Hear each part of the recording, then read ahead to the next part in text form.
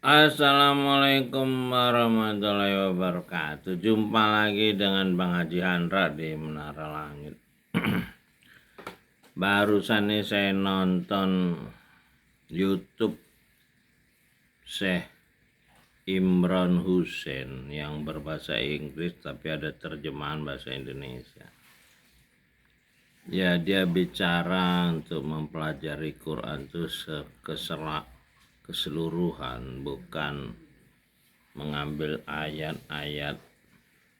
Dia harus satu kitab itu dipelajari. Ya, saya sependapat. Jadi memang kembali lagi ke 5 ayat yang pertama diterima Nabi penutup Muhammad SAW.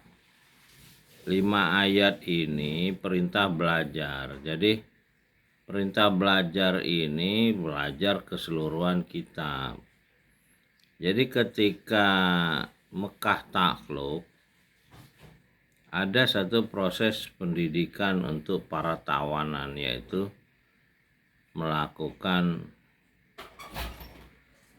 membaca kitab secara keseluruhan. Itulah sholat 5 waktu itu adalah waktu untuk membaca kitab secara keseluruhan dari awal sampai akhir, bukan seperti kita sekarang ada istilah-istilah sunnah, wajib, rukun, dan lain-lain yang dikembangkan dalam ilmu fikih.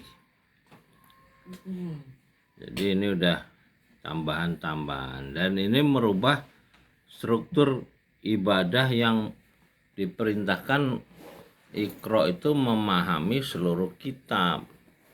Jadi Iqra itu kan jelas menjelaskan tentang diri kita yang segumpal darah ini, yang diwajibkan belajar kepada Rob yang lebih dekat dari urat nadi kita.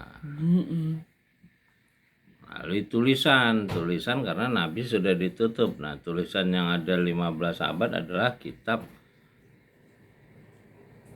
yang berisi Quran. Jadi kitab itu berisi Quran. Quran itu adalah bagian-bagian dari kitab yang diterima para nabi secara bertahap. Dan di bagian terakhir dari kitab itu adalah mengenai larangan riba. Jadi riba inilah yang selama 1 abad dikembangkan oleh masyarakat Eropa untuk membuat kaum muslimin ini mengkhianati kitab petunjuknya. Dan yang dibilang negara-negara Islam hari ini juga menjadi pengkhianat dari kitab itu. Misalnya masalah perintah menikah.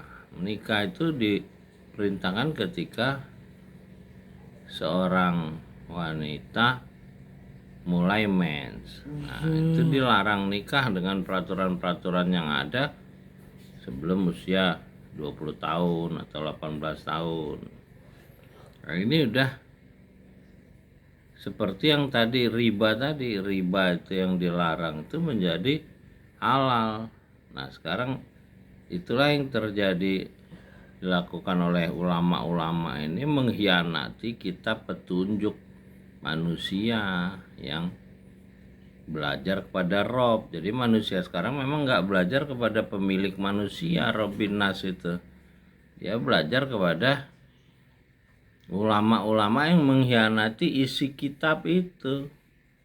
Nah, mereka yang tidak mengikuti kitab itu adalah iblis, karena perintahnya sujud kepada khalifah. Khalifah itu adalah pemegang kitab. Itulah Adam alaihissalam yang pertama jadi khalifah, lalu ditulis oleh 4 khalifah. Jadi orang-orang yang berpegang, memahami, menjalankan seluruh isi kitab, itulah yang berdisiplin, disebut takwa.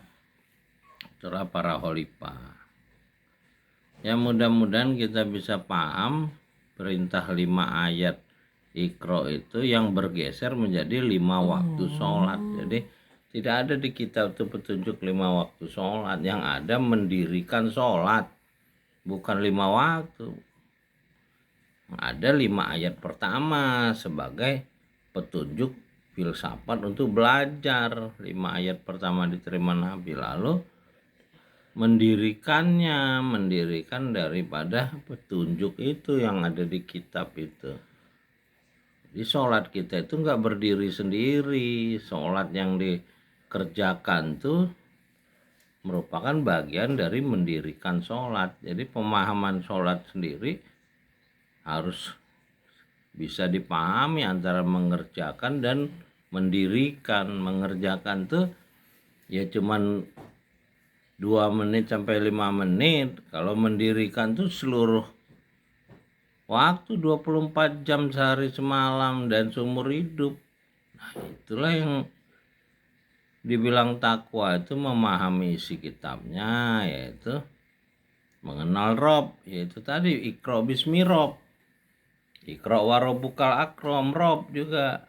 Nah, mengenal Rob ini itulah yang diawali dengan alhamdulillahirabbil alamin, ditutup dengan auzubirobbin nas. Nah, kalau Rob aja nggak kenal, ya inilah yang orang-orang barat terjemahkan dengan kata Allah. Orang bergeser menuhankan Allah. 5 ayat pertama itu nggak ada kata Allah.